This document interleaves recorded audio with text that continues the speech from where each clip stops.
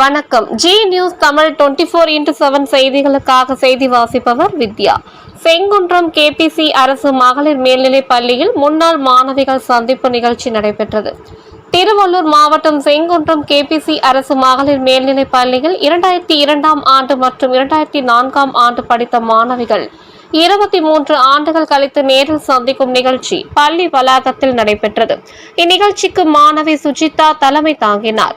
சவிதா வெற்றி செல்வி அனைவரையும் வரவேற்றார்.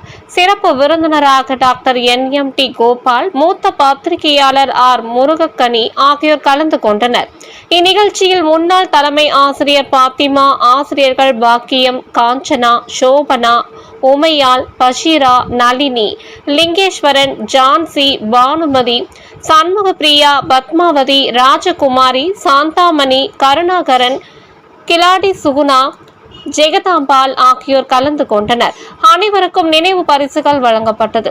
ஆசிரியர்கள் சார்பில் தாங்கள் பணிபுரிந்த காலத்தில் பள்ளி வளர்ச்சிக்கு அயராது பாடுபட்ட முன்னாள் பேரூராட்சி தலைவர் மா துரைசாமிக்கு பாராட்டு தெரிவிக்கப்பட்டது. மேலும் மாணவிகளுடன் நடந்த பல சுவையான நிகழ்ச்சிகளை நினைவு கூர்ந்தனர். மாணவிகள் சிலர் தங்கள் குழந்தைகளோடு கலந்து கொண்டார்கள். மாணவிகளுக்கு அமுதா முருகக்கனி பேம்பி 9 நாப்கின் சிறப்பு குறித்து விழிப்புணர்வு துண்டு பிரசுரம் வழங்கினார். தாங்கள் படித்த பள்ளிக்கு மாணவிகள் சார்பில் இரும்பு பீரோவை வழங்கினர்.